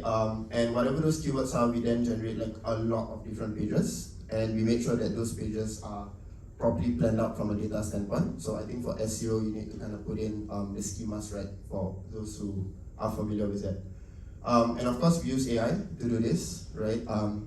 won't go into much into like how the AI is implemented, but there's a lot of different tools out there.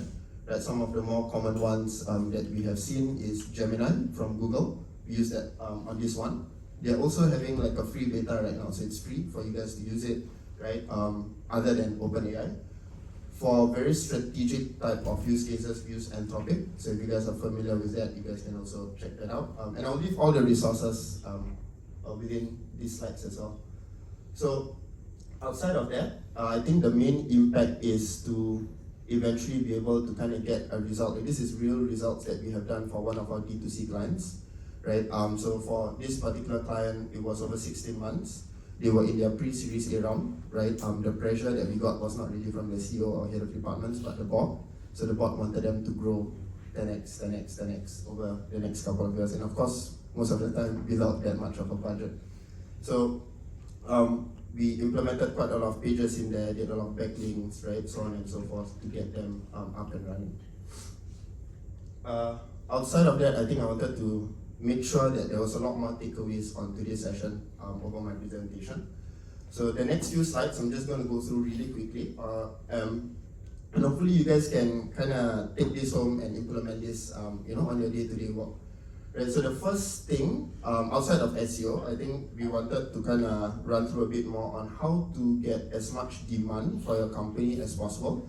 So whether you are a professional service company, you are a SaaS company, whatever that may be, you can extract a lot of different business prospect emails, right? Depending on the budget and your geographic area, of course, different tools would apply.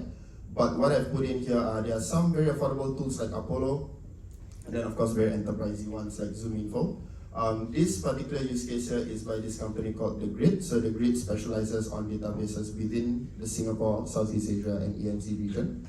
So you can actually find SSIC codes, so on and so forth, right? So what you do there is you extract the prospects that you want to target, you put it into a database, right? So this is, I think CK was showing Airtable and how they were using it to store queries just now. So this is also one of the no-code or low-code platform that we would use if the clients are not too technical. So we dump all of the data in here, and then we use this tool called Warpalizer to further enrich the technographics of the company so that we have a lot more properties. And then from there, typically what happens after is you send out a lot of emails, right? So this is one of the many channels that you could implement as well. And most of those tools are $20 a month, $50 a month tool that you guys can use as well. Right, so here's the math. So this is just a quick hypothetical scenario. So say supposedly you are running a average revenue per user or client at $10,000, right? And you're sending like 750 unique messages per week. If you have this many reply rates, demos, wins, and closed projects, you could be harvesting at least $56,000, and this is like automated, right? And this is just one channel. Also, the numbers here are very conservative, so obviously you're supposed to hit a higher number than this, right? And again, this is just a hypothetical use case. Next one is, I think this is very much on the data perspective. So we use modern day tools, right? So the modern day tools that we use here, this one in particular is called Full Story. So Full Story allows you to see the session recording, right? So what people are doing qualitatively on the website, on the web app, where they come from, right? The different pages, and I think for the engineers, if there was a bug or anything of sorts, the payloads are all captured here, and you can send it over to customer success team or whoever that needs to fix those bugs. So I think just quickly, right? These are like the 6 steps, right? That you need to kind of like work on, right? So set up the essential tech stacks, whatever that may be, right? If your focus area is more on the organic side, then there's a particular stack for that. If it's like sending out emails or doing ads, there's also a particular stack just for that, right? But it doesn't have to be expensive. I think that's the gist of it. And it's not really very technical if you take a bit of time to understand it, because I think in this day and age, everything is technical, right? This year, Google has deprecated cookies, right? I think a lot of people who are not really digital savvy is a bit panicking right now. You can store data from your website, and there's 1,001 other things that's going on. So if you don't keep up, I think it'll be a bit hard. But yeah, the cost has also become cheaper, right? And imagine with all those like affordable tools and grants from friends like Gerald, right? I don't think it's going to be that hard for any of our friends here to scale their business or any of their particular business units, right? I think on the third one, this one heavily focuses a lot on conversion rate optimization, right? So testing your channel performance, the type of messaging that you are sending out, the type of designs that you guys are designing on your websites or your landing pages, so on and so forth. And of course, try to review that as much as you can with free analytics tools, right? So Google Analytics 4, Google Search Console, so on and so forth, right? And then once you find that fit, double up the velocity, right? And scale on what works, right? Whether it's SEO, whether it's emails. So here's a quick takeaway, right? If you guys are new to simulating your workflows, right? I think there's this tool, it's free, it's called Causal App, right? So you can actually use it to see through and input certain components, right? So if you are sending 1,000 emails a month and generating, let's say, 10 inbound leads every given week or every given month, you can actually forecast, the revenue that you make over whatever particular period, and you can actually switch this monthly, quarterly, yearly if you want to, right? So for the startups, if you guys need to have that conversation with the investors, you can use this, it's free. For the founders or some of the business leaders, you can also, there's a few different templates that they have. So you can do your cash flow projections, or if you guys are working with our friends like Gecko and you want to do hiring, you can also simulate to see how much money you got to spend and what's the time to performance for that, right? So here's the big takeaway, right? So basically, in all that I've shared, I think the baseline here is ROI is at least here if you're an enterprise SaaS company, and how do you get yourself from here to here within like less than 2 years or so, right? So I think that's mainly it, right? So the to-dos is, if you guys want to set up your tech stack, do reach out to us, right? And we can assemble all of those automation up. You've got guys like Gecko who can set up your dream team, right? I think this whole topic on digital transformation is quite miscoined sometimes, right? There's a lot of change management to do, process redesign to do. So I don't think, at least from our experience, right, a lot of companies overlook that, and the cost of remigration or rehiring is actually a lot more than using, right? So prevention is better than cure, right? So reach out to some of the experts here, and again, we've worked with a lot of different grant consultants over the past couple of years, but have not met one like Gerald and team, right? So if you guys, they just have so much knowledge with regards to grants, right? Here's also another free template. Again, I think all of these materials will be sent over to everyone who participated today. So if you guys are more familiar with Google Sheets or Excel, there's also like a cheat sheet here that you guys can use to simulate your decision-making process. And I also will be leaving a few of the materials, right? So for those who are in their early stages, like what are the scorecards that you need to be hitting, right? This was actually done by Initialize VC, right? The founder, Gary Tan, is today the managing partner in Y Combinator. So it's a lot of good stuff in there. Math of sales, right? So for the B2B companies, it's all in there. Causal apps, cheat sheets, it's in there. And of course, grants for different business needs. I think that's about it. Hopefully I managed to hit the time limit there. But do catch up with us. Dom and House is here as well, our solution architect and our VP. They're at the back of the room. So do reach out to them if you guys want to discuss this further. Thank you so much.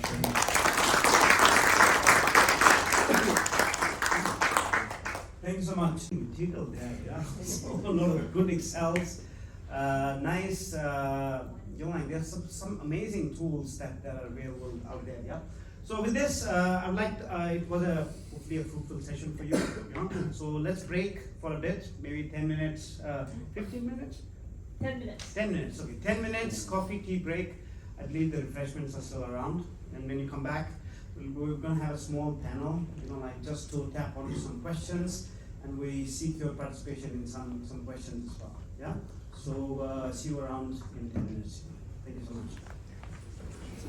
Everybody to hear out some of the views on the topics that we discussed today, right? Something around technology, something around people, solutions, So maybe I'll start off with a common question for everyone here, and we can take a small, like stab at this question.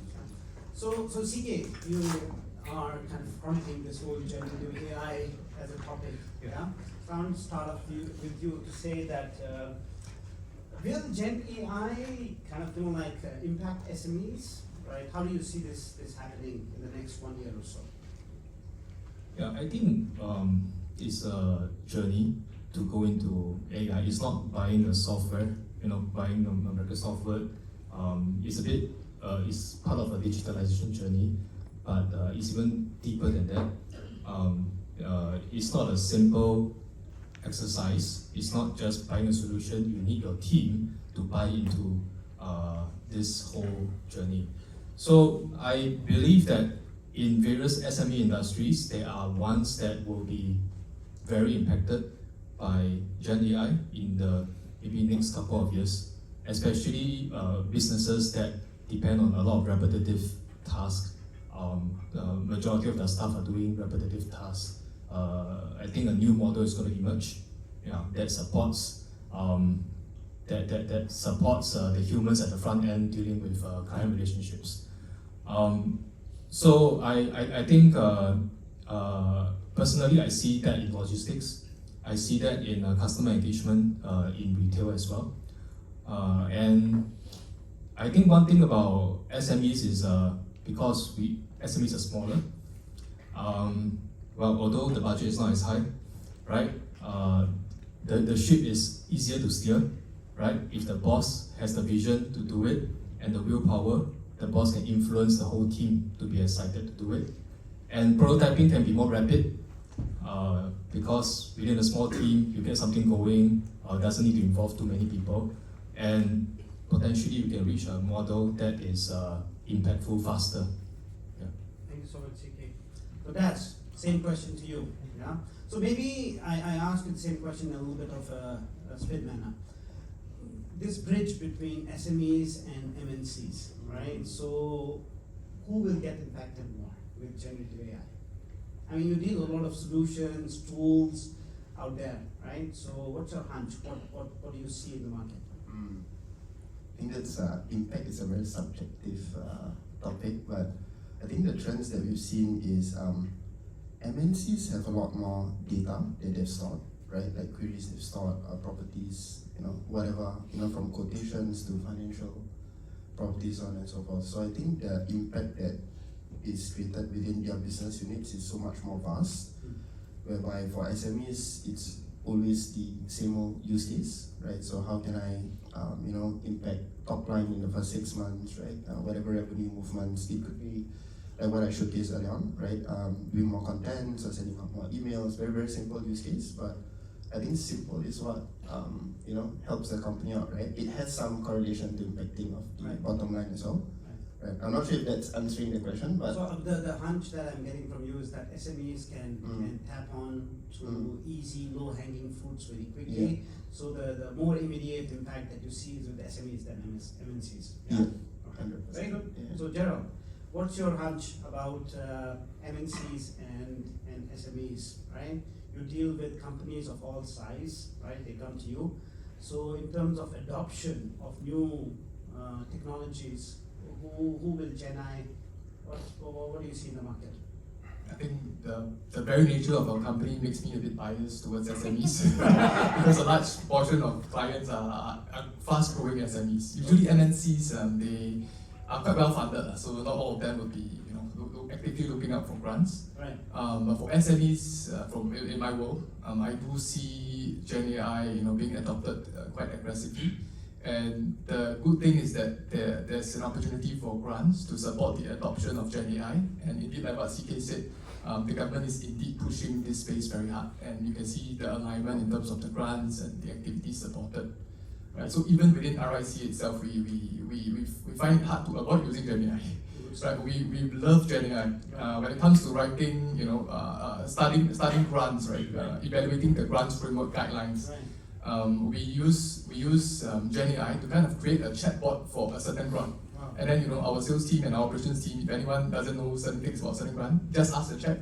and then it gives us the information back. So we are leveraging GenAI to do our own knowledge building internally. I'll come to a question in a bit, but is your job in danger with GenAI?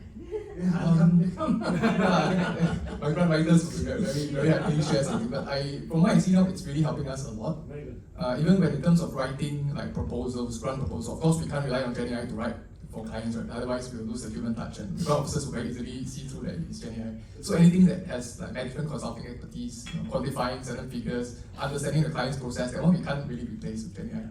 What we can kind of automate is really the like company introduction. So we can kind of study the company's deck, investment deck, and then we just feed this document to say ChatGPT, and then we say, okay, ChatGPT, study this few company-related background information and give me a very concise 2-paragraph introduction of the company that would present it in a good light to the grant agencies.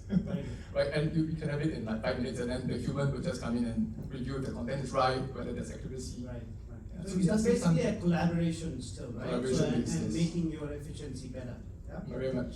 Okay, so Cristie, your sense, I think you've had a lot of years with Intel in the past, and now you're working with, we are still a relatively smaller company, yeah? So how do you think GenAI will impact MNC and SME environment? Yeah. So if anything, I think GenAI will help SME to play at the more leveling field. Now, as you can see today, there's lots of case study demo that demonstrate GenAI to augment us, right? However, to augment what we do, we have to get our back office to a certain stage for it to help. And I agree with CK, it's a journey, and I really believe the journey is now, where we need to have internal capability built so that we can get close to the MNC and compete at the next level, right? And we're small, we're nimble, we can move very fast. As somebody's a big MNC, it takes longer because there's many layers that they need to get approval in terms of idea, in terms of budget, and so on and so forth. But with GenAI, as we can see, and lots of help, and today we provide you with end-to-end solution. It's important to work on this internal capability here and now so that you get your teams up and ready, like Gerald. I mean, he has 11 people and he can implement GenAI already. What make you, stop from exploring it? And if you need any terms of help, today we got a good team here in terms of different area that you can get help to get you get going faster than before. So internal capability, build that. If you need help, talk to us more to see how we can help you with upskilling your current staff or even new staff to come in and to supplement your capabilities so that you can get going sooner. So Gerald wanted to add, Yes. please. Yeah. Okay, so just one point, the example I gave just now. So when we're implementing GenAI, I think of utmost concern is clients' privacy.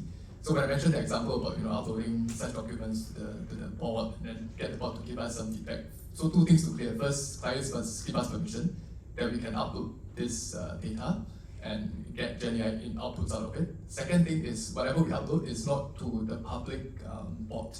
It's like we use our own paid version of ChatGPT 4, which means everything uploaded won't be used for training. So it's just training the bot. Right? So just a few things to take note when talking about GenAI for SMEs, which is that if we are using sensitive information, we need to make sure we're getting the relevant consensus and making sure that we are clear where the data is going to. So I think the point is about, with like adoption of new tech, we need to have some internal capability, like elevate in some manner, whether existing or get new people, and that kind of like helps you with change management that Daz spoke about, yeah? So let me go back to CK for a bit here. Yeah, CK, we are talking about the GenAI. So there's a question here, probably I can come to that in a bit. Yeah, how can AI help professional services scale? I think we have a couple of members here from professional services, accounting, education and stuff.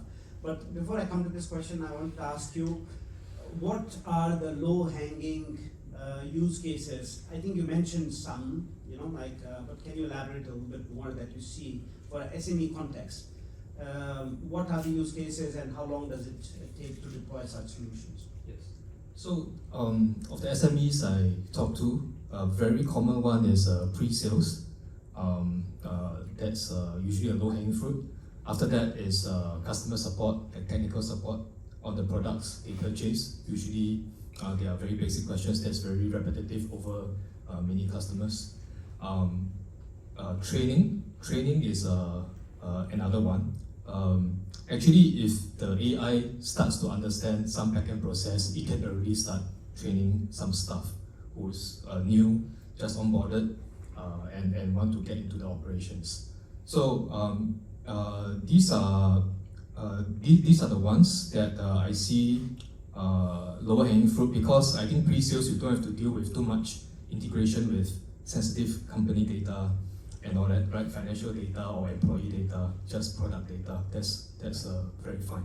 So in terms of, like there was a question on how does a professional services company, which is largely involved in, offering services, not products or nothing material. So things like pre-sale support, after-sale support, whether there's a process. So this would be the low-hanging fruits, yeah? Yeah. Maybe I just share an example. Like recently, I talked to an aesthetics clinic doctor. He has a staff of 10. Yeah, he do laser treatment on faces and on face and make men and women more beautiful, right? So he's very into AI because there was a big pain point in generating follow-up appointments for clients with multiple treatment packages, right? There are services, and each package has different interval between treatments, and each treatment has different duration. So his whole staff is quite confused and bogged down by this daily operations. So if you implement that and the chatbot can handle all this, the staff can do better things in a team of 10. Right. Yeah. Thank you so much. Yeah. So maybe I go to Cristie here. Yeah. So I will now. We spoke about solutions. Now, when it comes to kind of embarking on a new change, you need to have your internal capabilities in the teams to be there. Yeah. So you have various choices there. You can buy a service or a solution, right? Or you can see how to upskill existing teams, or you can get new or so-called fresh blood, right? So what's your take on each of these things, right? Whether to outsource a certain thing and say, okay, and then adopt it, elevate internal teams, or get fresh people, like fresh blood, so-called. I think this is a very good question, and I think this depends on where the company is, right? If the company has not had any new people joining, I highly recommend you have fresh blood, because especially the young one or the one even from different industry, they're going to come in and ask you different things that you may have not thought of. And the other point is diversity, right? It could be people from different industry, different races, so that they can also offer a very different viewpoint that you have not thought about. Now, if you have a team who have a bit of fresh kind of mid-level and senior level, then to look at building the pipeline in terms of getting the next level up, right? Or even doing coverage, maternity coverage, sabbatical coverage, any of those, so that you can allow the team member to step up, to upskill, and to take on the next role. Now, if you're a company where you have a bit of everything, and you want to, when you do your build versus buy analysis, and you said, well, it's going to be cheaper for me to outsource, right? Then it makes sense to buy, because it's going to take you a long time to build for something that especially is not your core competency, and then you're just taking more time when things are moving so fast. So depends on where you are, then the solution may be different. Thank you. Right. So, but when we talk about something as kind of bigger topic which is going to impact the business in such a big way, like generative AI, this is not seems like it's not a fad, right? So would you not invest on your resources, or should you just outsource? Would you look at it from a strategic importance perspective on this as well, and kind of guide companies here to say that, look, this is a topic where you should also try to elevate your internal capabilities? Yep. So I'll come at from two angles. If you're a tech company and you want to upskill in tech you have that core capability and you can hire someone from CCP and you can actually mentor and coach that person. Now, if you're a non-tech company and you're trying to implement a tech, then it's going to be very tough. So I'll give you an example. I have hired someone who, in the digital marketing space, we send this person to the CCP, complete that, but I don't have enough marketing skill to help and coach this person to make this person successful. So in the end, she added value to us, but it's not at the level that we really wanted, right? So it depends whether if you implement tech solution, then your core has to be there. If not, then I recommend to outsource because it'd be easier for somebody else to focus on their own competency while you focus on yours. That'll be win-win. Right.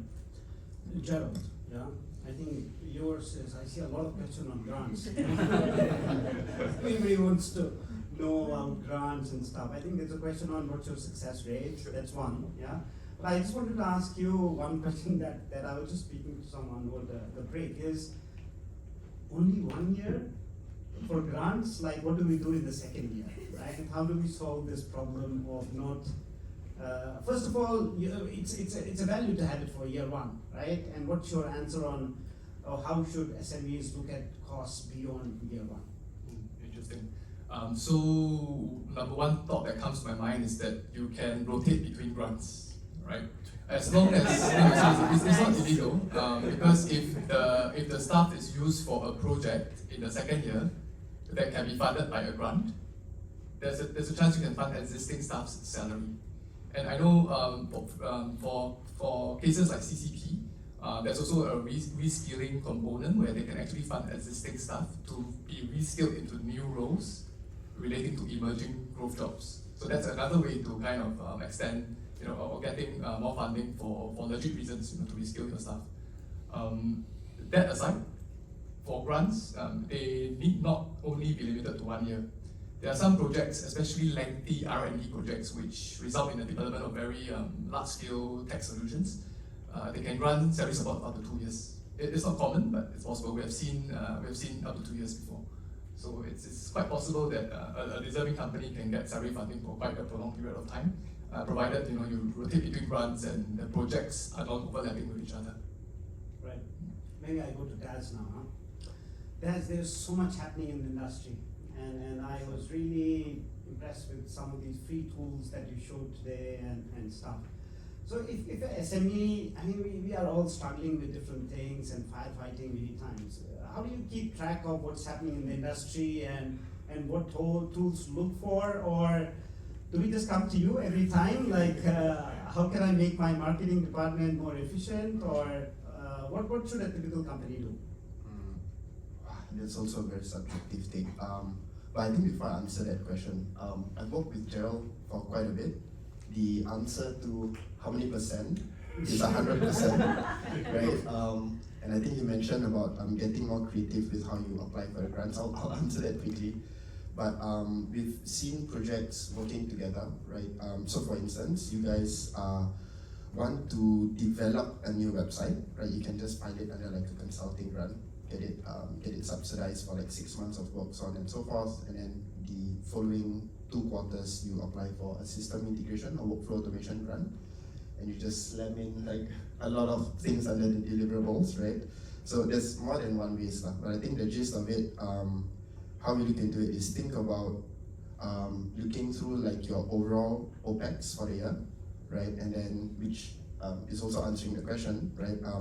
Don't take too many side quests, right? So I'm a huge fan of this podcast by this guy called Lenny. So Lenny is huge in the product space. If you guys have not heard of him, do search him up. It's Lenny's newsletter, right? So he has this podcast and he interviews a lot of great founders or growth product leaders. So there's this one particular episode where they mention if you're not eyeing on your scorecards, right, and you're not sure what impacts the bottom line, even if you're heavily funded, right, you need to kind of exercise that simulation, right? Like, I only have $50,000, how can I make like 150 within 6 months, right? And again, not all revenue is treated equal, right? So I think the answer to that question is find your scorecard, understand your benchmarks, stick to it, don't take too many side quests, because I think one of the most overlooked metric would be returns per full-time executives, right?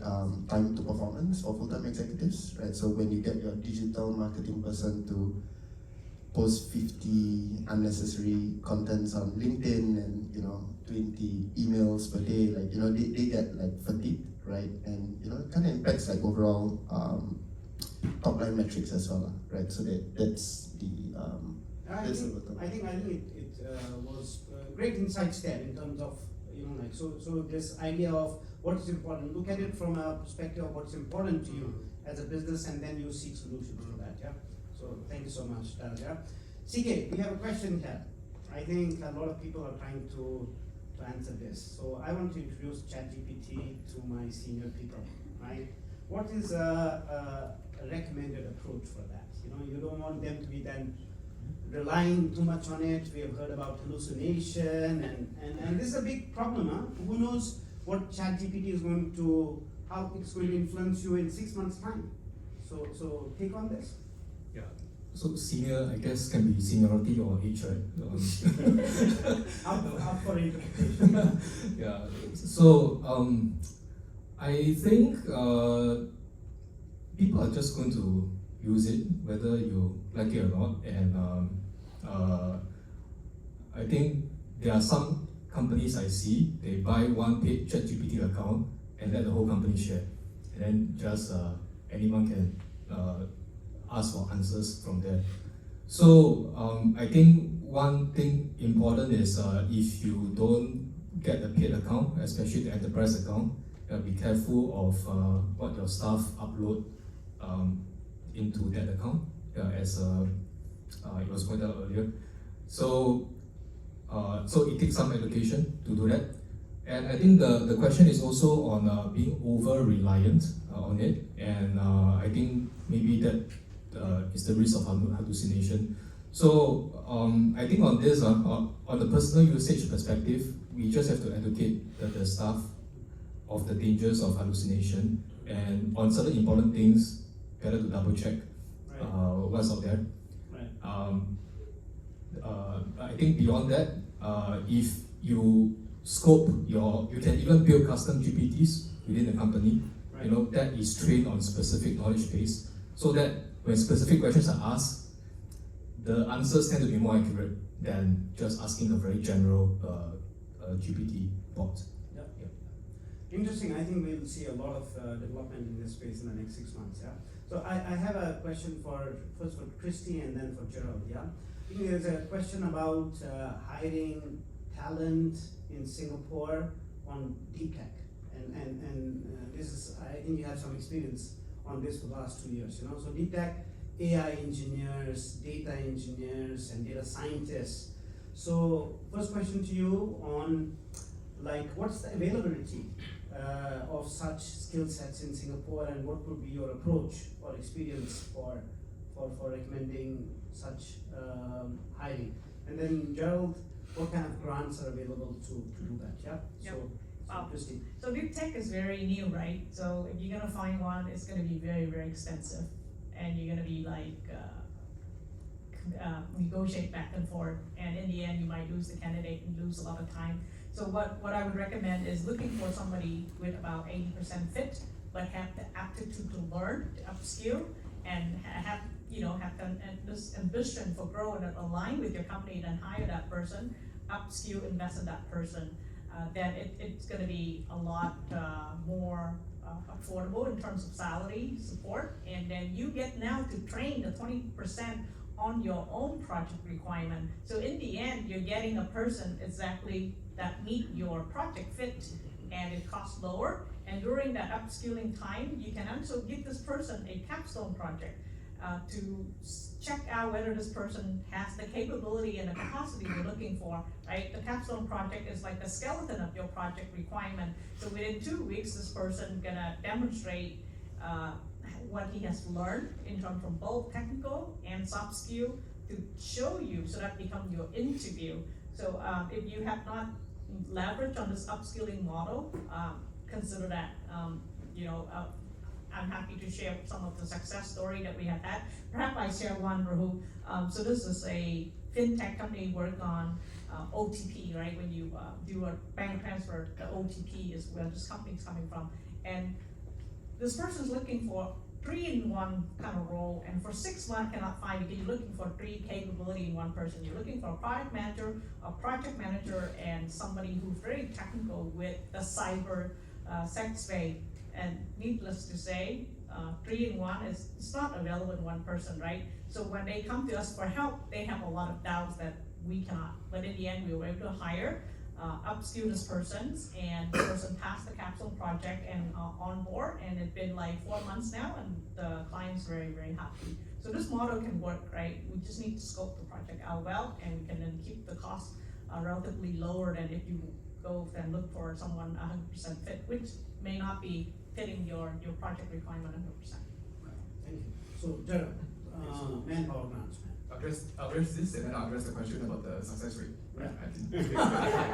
So you want to do better than Daz already said 100%. Okay, I'll address this one first. So grants to hire deep tech talent, right? Yeah. So the first grant that I presented just now, EDG New Product Development, that one is specifically designed to fund the new hiring of deep tech talent that's involved in the development of your new technology product.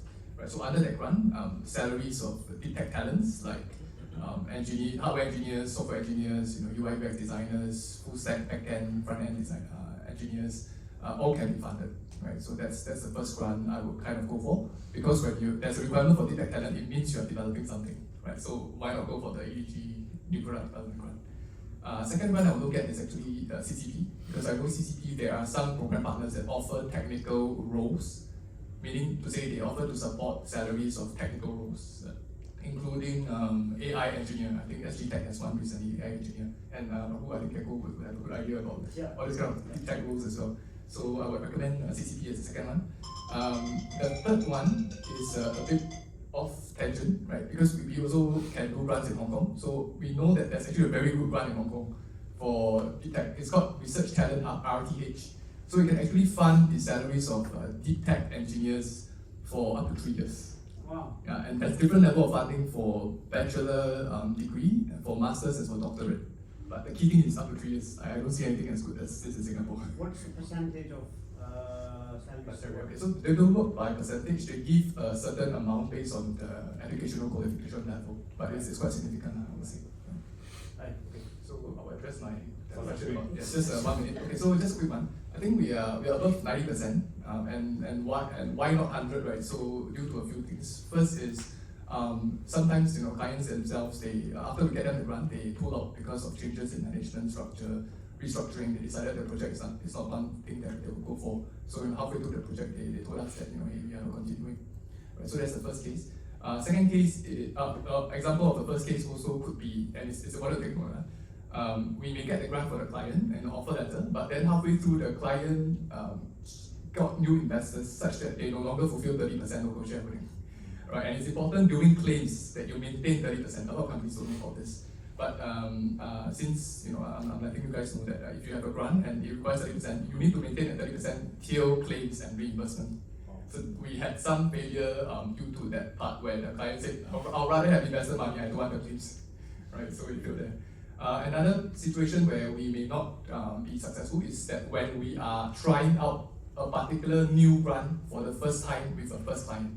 So we make it explicitly clear, hey, you are going to be our guinea pig this time around. It's our first time, because it's a new grant, so are you willing to take on this risk with us? We have 50% confidence. And the client said, yes, go ahead. Then sometimes we succeed, sometimes we may not get the results, but we'll keep trying to appeal until we get something. Right. Yeah, so I think above 90%. But thanks, Des, for. Okay, before I heard the bell go. Yeah. So one last word. What was one thing that you found insightful from today's session? Everyone. So CK, you must have seen something interesting. What caught your eye from all the speakers? Well, I think. You don't have to praise me. Oh, okay, so I can skip you. No, just kidding.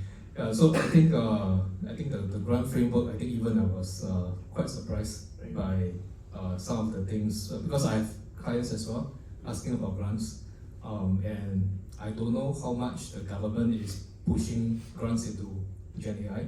So today it was a eye-opener for me. Yeah. Daz, what did you hear? Something insightful from various speakers? I think the upskilling topic, change management topics, that was mentioned earlier on is, like again, I said, like very overlooked, I think, in a lot of companies, right? Getting the right talents in, because I think typically the attrition rate for younger companies are so high, right? They just keep wasting a lot of time training, getting like best practices out. So long story short, I wasn't so familiar with the HR grants because I think even in DevOps we haven't been applying for that. Right. So it might be a client over to get-go. But yeah, there's just so many like good stuff going on out here, right? Too much for me to cover in like one sitting, but I think generally like there's so much to cover within HR because we've been so deep into implementation grants, right? So I think that's mainly it, Osman, right? Good stuff. Thank you. What about you, Gerald? To me, just very quickly, I think the key thing that really struck me was Daz's last slide, where he kind of showed how every one of us come into play in the flow, right? So the first one, get your HR right, and then the second one, get your tech stack, and then the third one, leverage grants and everything. So it kind of drove home to me that actually, yeah, we do have quite a lot of synergies among all of us to help SMEs, right? So that's what struck me. Thanks, Gerald. Cristie. Yeah, AI is going to be here with us, and today you can see it's all the demo, all the case study. This is our competitive edge in SME. If we can leverage on AI to augment our capability, our competency, I think we're going to catch up to the MNC sooner than we think we can. Good stuff. So thank you to all the speakers. So I need to make a break here, but we'll have a networking session after this. I saw a couple of questions which are not answered, but you know who they are directed to. So thank you so much for being such a patient and engaging audience. And let's just break here. And I believe the lunch is served. Yeah, lunch served, but TV one. Okay. So we have this additional step here. So if you feel the content that was shared today is interesting, you can get a copy of that through your email. So you just need to scan this QR code, and it will work. TP, you want to share on how does it work? Yeah, with my colleague, Generative. Yeah. Hello everyone. Yep. So once you fill out the feedback form, we will share a summary of what happened today. You know what is being covered. Also, if you need somebody to reach out to you on the respective topics, there is a column for you to fill as well, so that you can just fill in which part of you that has caught your attention, and then we'll have the respective in charge to reach out to you. Right? Yeah. Can we do a group photo before we lunch? Okay. Thank you so much.